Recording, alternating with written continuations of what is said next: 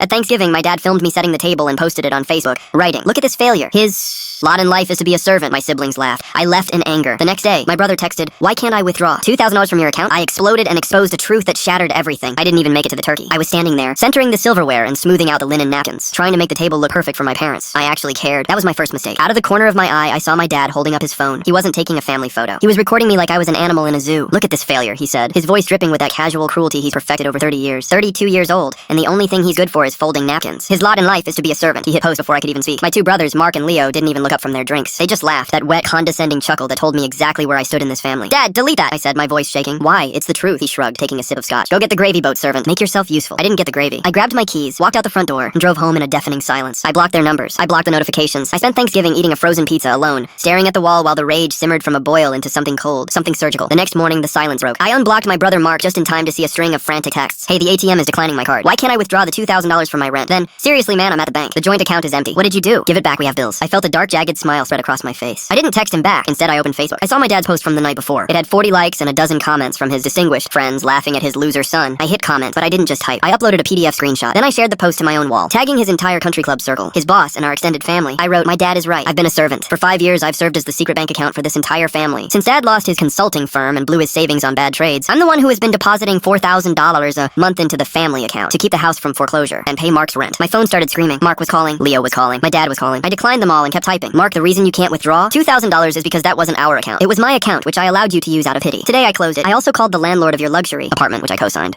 and pulled my guarantee. You have 30 days. I wasn't done. The cold, explosive part was just beginning. And to my father, who thinks I'm a failure, the servant just canceled the insurance policy on your Mercedes. Oh, and about that servant lot in life? I own the LLC that holds the deed to your house. I bought it through a shell company 2 years ago to keep you from losing it to the IRS. I paused, my heart hammering against my ribs. The final blow felt like ice water in my veins. Since I'm such a failure, I've decided to retire from my service. The eviction notice for the house will be served on Monday. You have until Christmas to find a lot in life that doesn't involve my money. I hit post. The digital explosion was instantaneous. My notifications turned into a blurred streak of light. My mom called me from a neighbor's phone, sobbing, screaming that I was destroying the family. "I'm not destroying it, Mom," I said, my voice dead calm. "I'm just stopping the performance. Dad wanted everyone to see who I really was. Now they do. You can't do this to your brothers," she wailed. "Mark will be homeless. Mark is 30. He can learn to fold napkins for a living. I hear there's an opening for a servant." I hung up. Within an hour, my dad's original post was gone, but it was too late. People had screenshotted it. The distinguished friends were blowing up his phone asking if it was true that his failure son was actually his landlord. I sat on my balcony, watching the sunset on the day after Thanksgiving. For the first time in my life, the table was empty. No plates to set, no napkins to fold, no insults to swallow. The silence was the most expensive thing I've ever bought, and it was worth every cent.